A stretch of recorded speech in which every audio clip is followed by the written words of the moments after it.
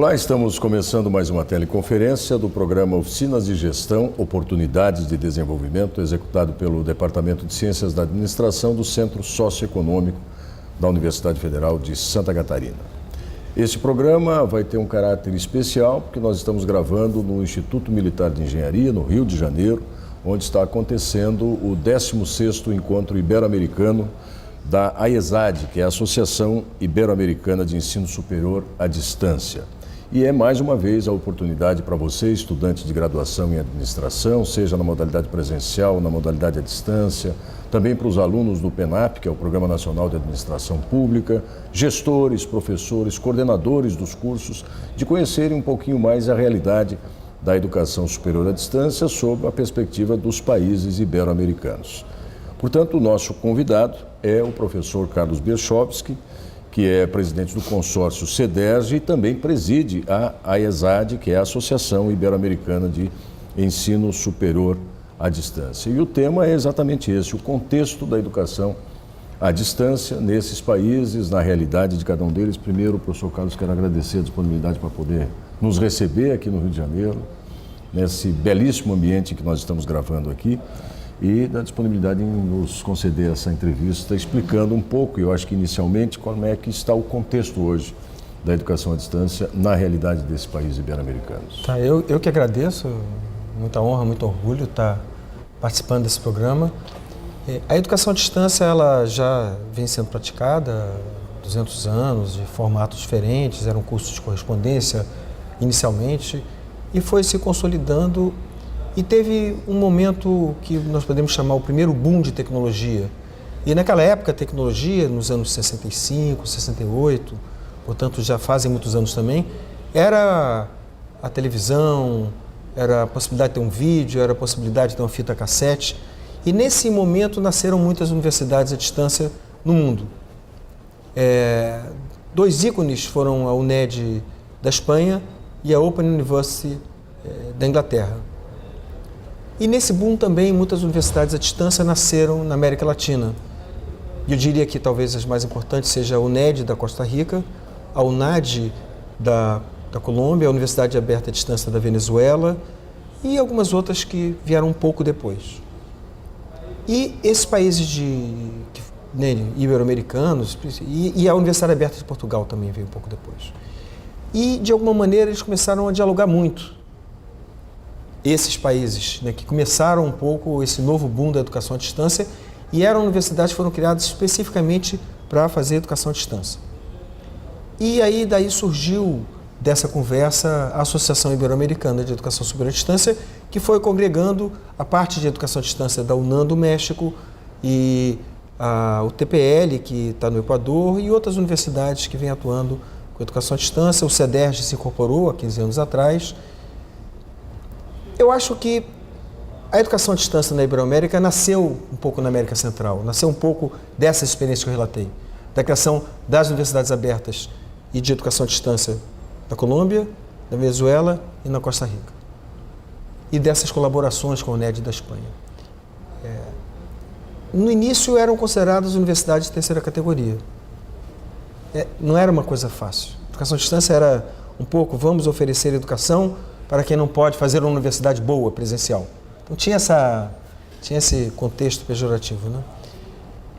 E elas foram criadas muito também para cumprir com o objetivo social, de poder trazer a inclusão social para a educação à distância. Mas pouco a pouco, a própria metodologia da educação à distância foi impondo uma metodologia pedagógica que foi trazendo um bom nível de qualidade. Não se faz educação à distância sem motivar o aluno, sem mudar os preceitos educacionais que nós temos na educação presencial.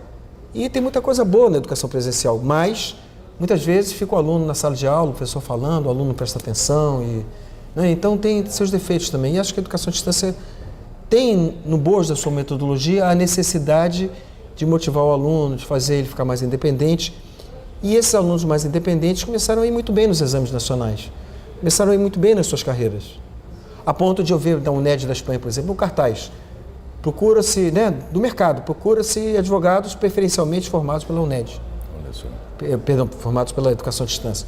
Porque eram pessoas que tinham habilidades e competências diferenciadas. Então, pouco a pouco, a educação à distância começou, ainda nesse modelo tradicional de papel impresso, de material impresso, de tutoria presencial nos polos e, enfim, antes do boom da internet, ela começou a se colocar de uma maneira mais forte. E aí nós tivemos o segundo boom, que foi o boom da internet, né, da educação virtual. E aí começaram a surgir outras experiências, um pouco até antes disso no Brasil, que a gente pode até falar com mais cuidado.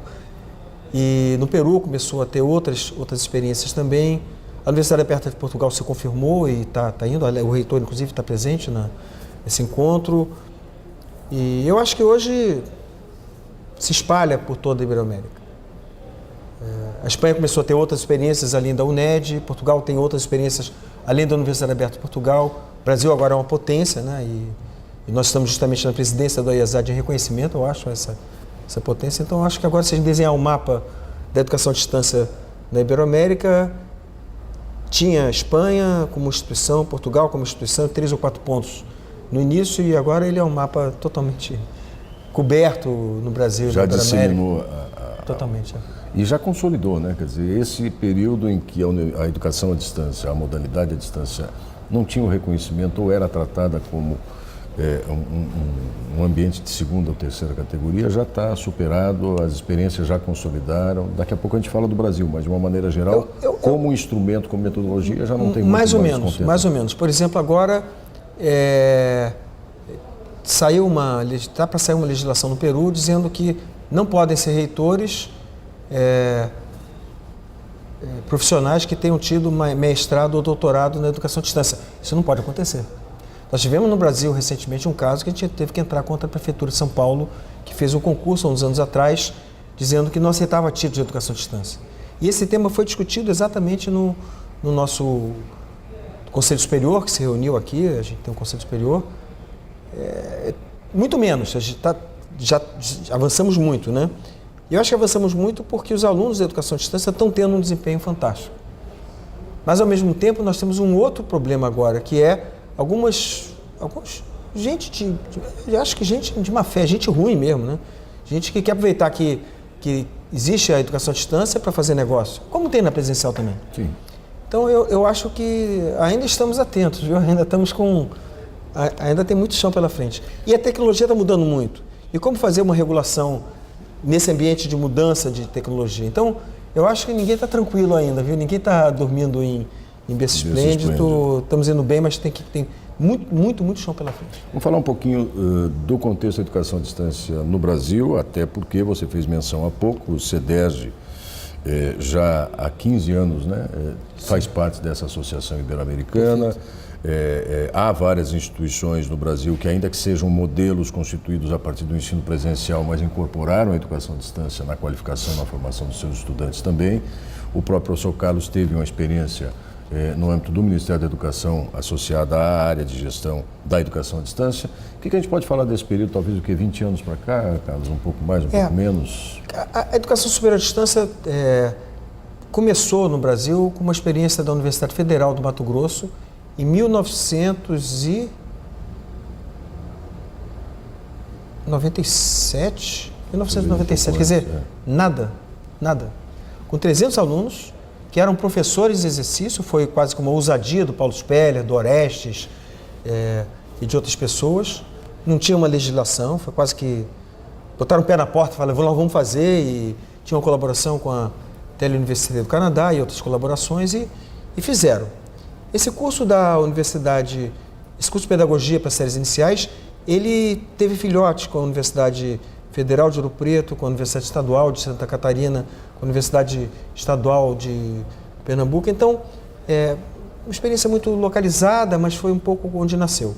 Um outro ator importante do nascimento da educação à distância no Brasil foi a Federal de Santa Catarina, com a criação do LED, Laboratório de Educação à Distância na Engenharia de Produção, né, e que teve atuação muito na pós-graduação, mas também na formação continuada. Eu, quando fui fazer o CEDERJ, o que eu fiz? Peguei um avião, fui lá com o nosso amigo Álvaro Lazani, que estava lá, e outros colegas lá, nos receberam, o Rogério, o Custódio e outros. E fiquei lá uns dias, né? Falei, pessoal, estamos começando, ajuda a gente. E já tinha uma experiência consolidada.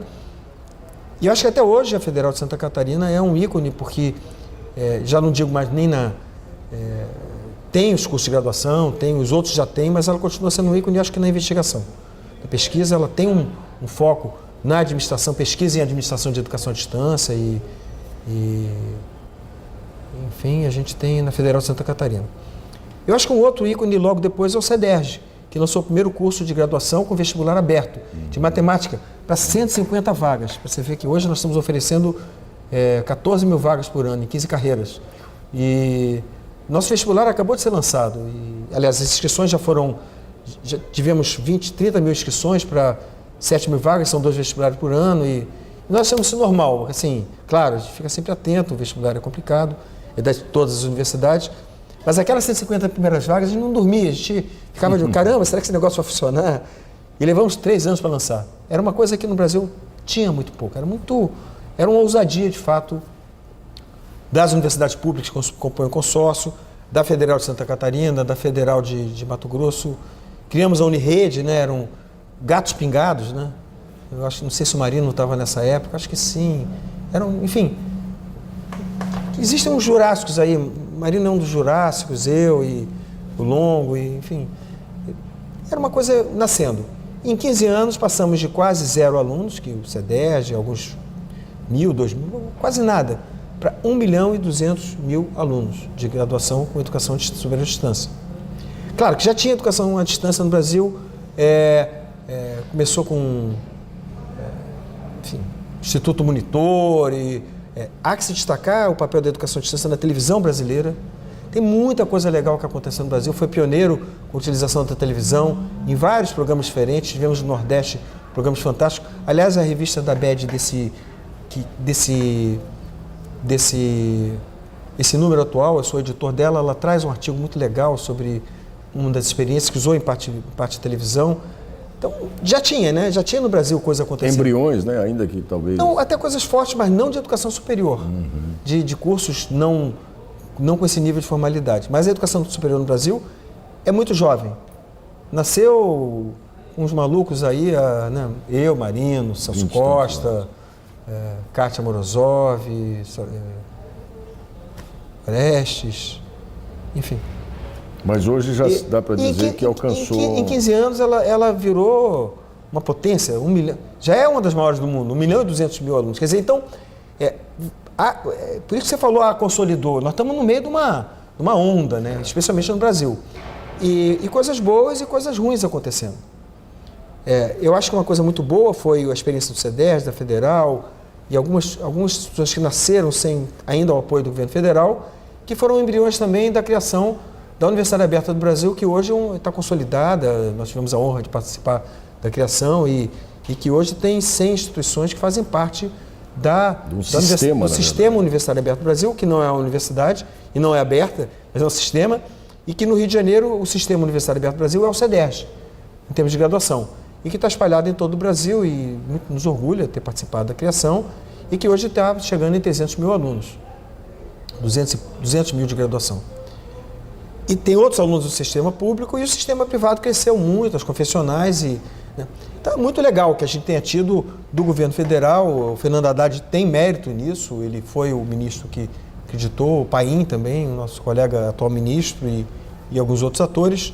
Teatini participou disso, foi o primeiro secretário, depois o Cedi, o Ronaldo Mota também foi um secretário que apoiou. Então tem alguns atores no ministério, eu acabei sendo um desses atores, que, né, o Lula, né? Lula pediu para a gente fazer a Universidade Aberta do Moçambique. Ele uma vez estava num evento, ele falou para o ministro Fernando Haddad, me dá esse presente, faça a Universidade Aberta do Brasil junto com Moçambique. Aí me coube a tarefa, fui lá, passei, né? Acho que outras pessoas participaram, então Lula é uma pessoa importante nisso e, enfim, a Universidade Aberta do Brasil e o apoio do governo federal, o Ministério da Educação, falou, queremos isso. Isso, o resto da Iberoamérica, estávamos conversando isso ontem, tem uma inveja da gente enorme. Fala, caraca, eu também quero isso. Também queria ter um governo assim, federal, que apoia, né? Porque muitos não apoiam e muitos, inclusive, atrapalham. Então, isso acho que foi uma coisa boa. Alguns sistemas privados avançaram bem e foi bom também. A gente tem bons exemplos de educação superior no sistema privado. Agora, lamentavelmente, nós tivemos muitos exemplos de gente ruim. gente que quis fazer comércio, gente que fez coisa de muito baixa qualidade e que nos custou muito trabalho, muito esforço. Eu, como secretário, tive a tarefa, meu nome é Bielchowski, me chamavam às vezes de professor Durovski, porque a gente teve que ter uma atitude dura e contamos com muitos colegas, o Tuninho, né, nos ajudou muito. Aliás, há que se destacar o papel do Tuninho, que era o diretor de Educação à Distância do Banco do Brasil, que participou da criação do curso de administração, que depois nós transformamos em administração pública, que atualmente é o PINAP. A origem do PINAP é um curso que nós fizemos em parceria com o Banco do Brasil, e que o Toninho estava lá, e foi um dos criadores, né? Eu também participei como criador, e que acabou gerando todo um sistema que gerou a Universidade Aberta do Brasil. Na oferta de curso de graduação. E aí, depois, se quiser, eu falo do PINAP. Acho que é importante até a gente situar, porque vários dos alunos que vão nos acompanhar seguramente, e mesmo dos gestores e coordenadores do Sistema UAB na área da administração em todo o Brasil, também tem essa relação com o Programa Nacional de Administração Pública, que, se eu estiver enganado, o Carlinhos vai me corrigir, também é pioneiro, né? Quer dizer, você dirigir uma formação específica na área de gestão pública, não há conhecimento de experiência semelhante, né? O PINAP, eu tenho a honra de dizer que a ideia é minha. Eu quero, assim, registrar isso, eu gostaria que isso fosse registrado. Tenho muito orgulho. Claro. Nunca se colocou isso no ar. Então, eu estou fazendo agora um registro histórico. E realmente, assim, com muito orgulho, eu espero que ele se espalhe pelo Brasil. Por quê? Nós criamos o curso de administração. E esse curso de administração, ele teve entradas. E depois não teve mais entradas, porque a Universidade Aberta do Brasil foi criada, em princípio, para começar com as licenciaturas. E nós tínhamos lá 30 universidades que faziam uma rede desesperadas, porque estavam gostando da experiência. E ela tinha dia para terminar. E tinha dia para terminar. E eu fiz uma coisa que eu quero até pedir desculpas agora, eu nunca pedi para os meus amigos coordenadores do curso de administração pública, mas eu sei que se eu fosse começar uma discussão para dizer, olha, vamos fazer um curso de administração pública, eles iam falar, não, eu quero fazer administração voltada a isso, voltada àquilo, etc. E as universidades estavam, de fato, precisando que a gente falasse, olha, o que nós vamos fazer? E eu sei que seria receptivo para isso. E aí, um pouco antes do encontro, que foi em Ribeirão Preto, o Marinho estava lá e outras pessoas, eu falei com o Fernando Haddad, subi lá, geralmente assim, o Fernando, preciso falar contigo, sobe aqui no final da tarde. A gente tinha um tempo para conversar, olha, Fernando, ministro da Fernanda Haddad, tão legal esse curso de administração, tem uma rede tão boa de federais, estaduais, não vale a pena terminar, né? Não, Carlinhos, não vale a pena terminar. Aí eu falei, estou com uma ideia de fazer o seguinte, a gente precisa muito de administração pública no Brasil, é um buraco na formação de administradores, a gente tem muito problema, acho que o Brasil ele precisa ter tem pessoas eleitas que ocupam a administração, mas nós temos um problema de gestão muito grave. E eu vivi isso no Rio, vivi isso em Brasília. Eu falei, nós precisamos agora potencializar a formação de gestores na área de administração pública. Aí, Carlinhos, muito legal, claro, lógico, ele era um entusiasmado. Né? Eu quero fazer uma homenagem ao Fernando Haddad, foi uma maravilha trabalhar com o Fernando Haddad. É uma pessoa... Né? Nós tínhamos no Ministério da Educação Fernando Haddad com uma capacidade de visualização, de totalização, de fazer uma coisa sistemática e global.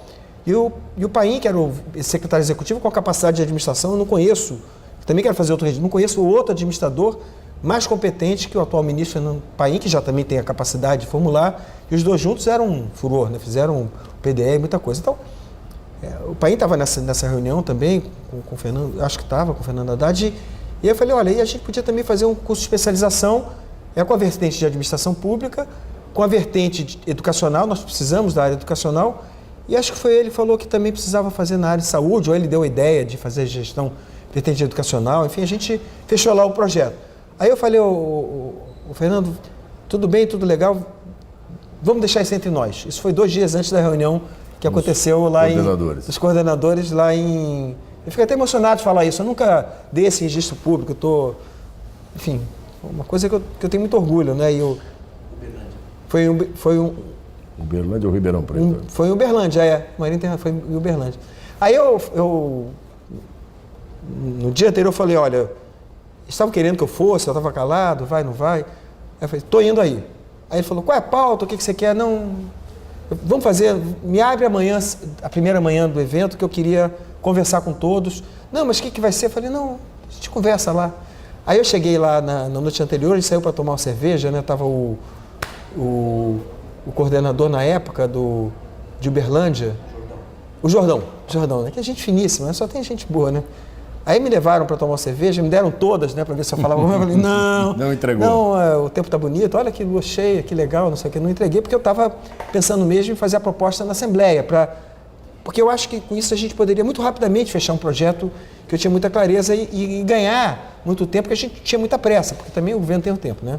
E assim foi, eu cheguei lá, todo mundo preocupado, deixei eles exporem sua preocupação, falei, olha pessoal, estou pensando que a gente podia levar para o ministro a ideia talvez de fazer administração pública, especialização. Ah, muito legal, vamos fazer, então já podemos fazer essa proposta? Ah, já, então leva para o ministro. Eu falei, não, o ministro já sabe, está tudo certo, vamos em frente, vamos montar a estrutura. Vamos montar a estrutura e a gente começou. E eu acho que foi muito legal, né? Eu até peço mais uma vez desculpas a todos os coordenadores de ter feito essa pequena manobra, eu acho que não é muito digna, né, de ter feito, mas eu também achei que a gente ganharia tempo e eu tinha muita segurança na época que aquele curso de administração no formato que tinha, não passava. Não é ele que levaria aquela rede fantástica que a gente tinha, né, maravilhosa, e que eu participei da criação, eu fui com o Toninho visitar vários lugares, eu fui o coordenador desse projeto de administração inicialmente. Depois passou para a Federal de Santa Catarina. Então eu tinha muita segurança que aquilo era uma boa ideia, né, e tive esse pequeno deslize que eu sou... Geralmente eu faço muita discussão, faço esse pequeno deslize antidemocrático, mas que foi discutido na Assembleia. E eu tenho muito orgulho de ter tido essa ideia, de ter colocado em marcha, demos todo o apoio como secretário e depois ele foi para a Universidade Aberta do Brasil, já estava, mas ainda estava na minha secretaria. Você já tinha um ambiente de polos, de tudo, né? Expertise, de competências, então você tinha apenas que ajustar. E fica aqui registrado esse... E o balanço dos cursos do Programa Nacional de Administração Pública é fantástico. É fantástico. Né? Você como toda a Universidade Aberta do Brasil, lógico. As esferas municipal, de pequenos municípios, estadual, federal, em diferentes níveis. Tem o gestão em saúde, tem o gestão pública municipal, tem, enfim, são diferentes. Olha, especialização, graduação, enfim. Imagina se a gente tivesse formado um gestor de um município no interior da Amazônia. Aí ia ser um salto. Digamos, Vamos pensar. Esse gestor faria uma gestão, claro, daquele município digna, que transpassaria gestões e isso mudaria aquele... Agora imagina se a gente fizesse 10, 100, 1000. Agora, quantos nós já formamos? O então é inacreditável, né? Então eu tenho um transbordo de orgulho de ter tido essa pequena participação nesse programa e quero parabenizar a todos pelo feito, né, de ter levado adiante, né? Que bom, nós estamos aqui conversando muito informalmente, aliás, que conversa agradável, aqui dentro desse programa Oficina de Gestão com o professor Carlos Bielchowski, que é o presidente da Associação Ibero-Americana de Ensino Superior à Distância, mas que já nos apresenta aqui, praticamente, como ele mesmo disse, um registro histórico da trajetória, não só no Brasil, mas nesses países ibero-americanos, da educação superior à distância, que tem resultados em todo o país impressionantes, né? Professor Carlos, nós vamos daqui a pouco encaminhar o encerramento aqui para não nos estendermos demais e não ocupar demais o seu tempo. Está presidindo e sendo anfitrião desse 16º encontro aqui no Rio de Janeiro. Mas quem nos acompanha nesse projeto são exatamente os alunos desses programas todos, no presencial, no curso à distância de administração, do PENAP e, sobretudo, gestores e coordenadores, né, que são aquelas pessoas a quem cabe a responsabilidade de fazer funcionar essa engrenagem toda, que não é fácil. E muitos deles, eu tenho convicção, atuam no presencial, atuam à distância, visitam os polos, orientam os alunos, fazem avaliação. Quer dizer, vamos conversar especialmente com eles a partir da sua vivência, da sua experiência como gestor nessas áreas. O que é essencial para eles manterem esse nível e ampliarem cada vez mais essa perspectiva? A educação à distância, ela é fantástica por um lado, mas ela é muito difícil por outro lado. Ela tem um gargalo na gestão, que é dramático. Se você tem um ensino presencial, está lá, o professor faltou uma aula. E, enfim, se tem uma prova que foi marcada e não aconteceu, você substitui, a escala é pequena.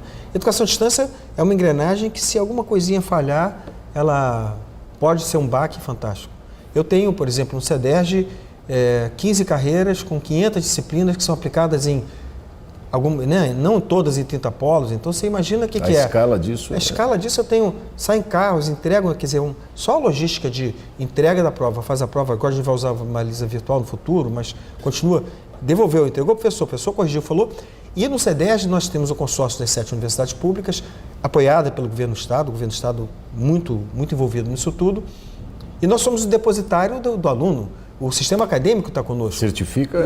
Quem certifica é a universidade, e a gente tem esse grau de confiança. Então, só o sistema de aplicar as provas, pegar, dar nota e ter essa responsabilidade é um sistema de gestão enorme. Nós temos 2 horas de tutoria presencial nos 2 primeiros anos, em todos os polos, em todas as disciplinas. Então tem que ter seleção de tutores, os tutores têm que estar lá. Nós temos uma plataforma, nós temos diariamente uma média são 30 mil alunos, tem cerca de 30 mil acessos diários à plataforma, com a média de 15 minutos de permanência.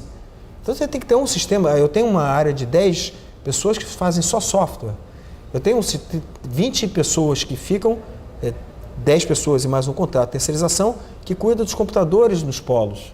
Eu também tenho 60 escolas na minha instituição de ensino secundário e tem que estar tudo funcionando, a rede tem que estar funcionando. Enfim, a gestão disso não é trivial.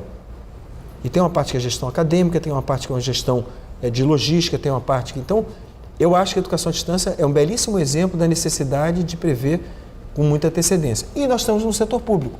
E no setor público, se quiser comprar uma agulha, você vai levar meio ano, o que é uma outra dificuldade, né?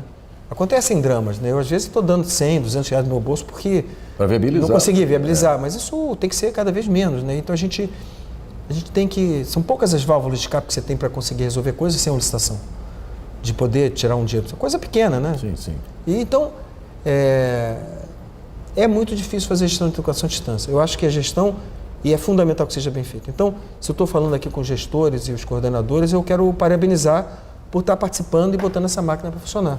Porque são pessoas que, de uma certa maneira, abriram caminhos, né?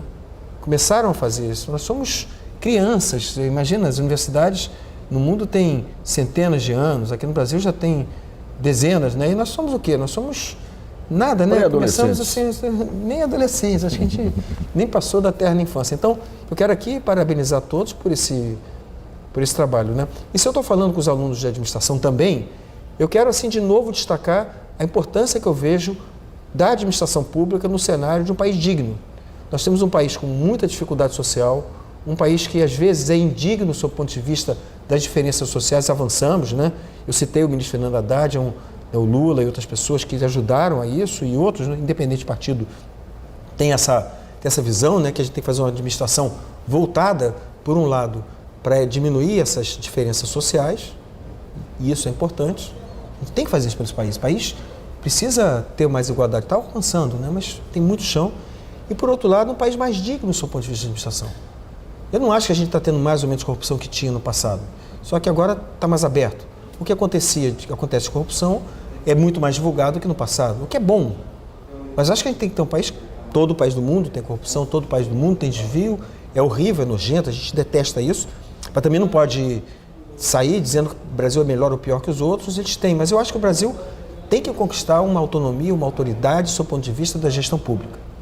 Por isso que eu tenho orgulho de ter ajudado a criar esse curso, por isso que eu acho que é tão importante vocês, alunos do curso de administração pública, para o Brasil, para levar para o município, para levar para o interior dos estados, para levar para a máquina pública, né? Isso que é o conceito de uma administração por competência, entendendo que nós temos um excesso de legislação no Brasil. O Brasil penaliza o administrador público de uma maneira excessiva. Nós temos um problema muito sério de administração pública no Brasil, porque, como nós queremos combater a corrupção que está correto, nós temos uma lei muito amarrada. Os administradores públicos no Brasil são... Enfim, eu sou administrador nesse contexto, né? Eu administro a fundação. Os administradores públicos no Brasil têm muita dificuldade por ser uma legislação muito amarrada e uma responsabilidade pela lei de responsabilidade fiscal muito grande. E as pessoas do bem que querem fazer uma boa administração precisam muito de bons administradores para poder vencer. Eu acho que o Brasil vai assumir uma maturidade, nem acho que tem que mudar a legislação, porque tem que ser dura mesmo, a gente tem que mudar de paradigma, mas eu acho que é fundamental, importância vital que a gente possa ter bons administradores públicos, e vocês que nos ouvem hoje, parte dos que estão nos assistindo, são o futuro dessa mudança do país tão importante. De novo, eu acho que o país vai mudar com a inclusão social, com os serviços públicos e com essa dignidade da administração pública que eu acredito muito. Ok, nós chegamos assim ao final dessa maravilhosa conversa aqui com o entusiasmado professor Carlos Berchowski aqui, que eu repito, é o presidente do consórcio CEDERJ e também anfitrião e presidente da AESAD, que é a Associação Ibero-Americana de Educação de Ensino Superior à Distância, cujo 16º encontro acontece no Rio de Janeiro e é o ambiente onde nós gravamos essa conversa. Professor, muito obrigado. Muito obrigado, foi um prazer. Parabéns pelo evento que está fazendo aqui, pela sua trajetória e obrigado pela conversa conosco. Para vocês que nos acompanhem, fique atento à agenda das próximas teleconferências do programa Oficinas de Gestão, Oportunidades de Desenvolvimento.